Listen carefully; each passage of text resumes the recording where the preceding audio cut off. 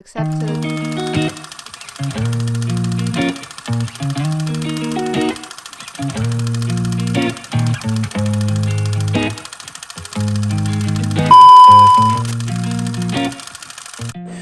Apa itu mural? Berikut suara teman saya, Satya.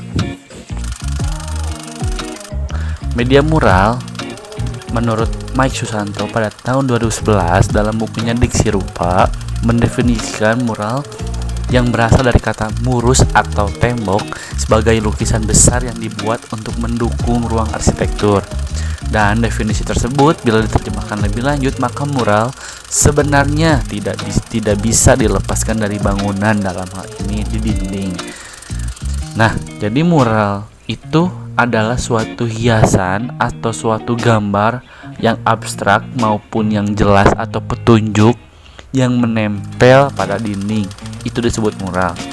Meskipun sekarang sudah banyak mural-mural yang tidak hanya di dinding, akan tetapi tetap pada intinya mural itu identik dengan hal yang untuk mendukung ruang arsitektur apapun itu. Dan untuk gambarnya pun tidak menentu, bisa jelas ataupun tidak, bisa hewan ataupun tumbuhan, bisa manusia ataupun lainnya. Bagaimana dengan prinsip pembuatan mural dan apa sebenarnya fungsi dari mural tersebut? Mural pun sekarang mulai berkembang, salah satunya pada tahun 1920 digunakan untuk mengkritisi dan mengungkapkan masalah-masalah sosial pada masyarakat. Para seniman menggunakan media dinding dan trotoar jalanan untuk menggambar karyanya. Dan fungsi mural di zaman sekarang, salah satunya yang pertama menyampaikan aspirasi, sarana edukasi, media promosi, peluang ekonomi, keperluan estetika, dan ekspresi budaya. Jadi semakin meningkatnya zaman, semakin bertumbuhnya zaman, fungsi mural pun ikut tumbuh, ikut berkembang. Tidak hanya itu saja. Jadi misalnya kita punya aspirasi kepada pemerintah, contohnya kita bisa menggambarkannya di mural, atau kita bisa ingin mengedukasi para masyarakat, kita bisa menggunakan media mural. Atau kita ingin berbisnis, nah bisa juga kita mengiklankannya melewat mural di dinding. Jadi banyak juga hal-hal yang bisa digunakan oleh mural. Banyak sekali, tidak hanya satu fungsi mural tersebut.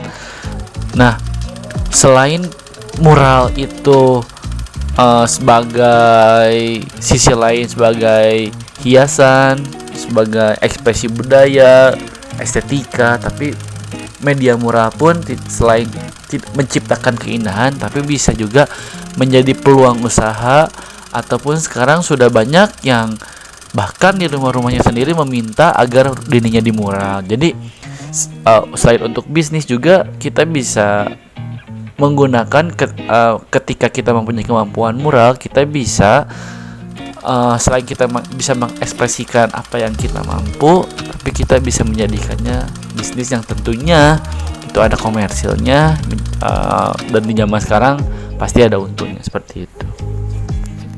Bagaimana dengan kelebihan dan kekurangan dari mural? Berikut suara teman saya, Prima. Kelebihan mural, yang pertama memiliki nilai estetika yang tinggi. Yang kedua, pesan yang disampaikan mudah difahami. Ketiga, menarik perhatian khalayak.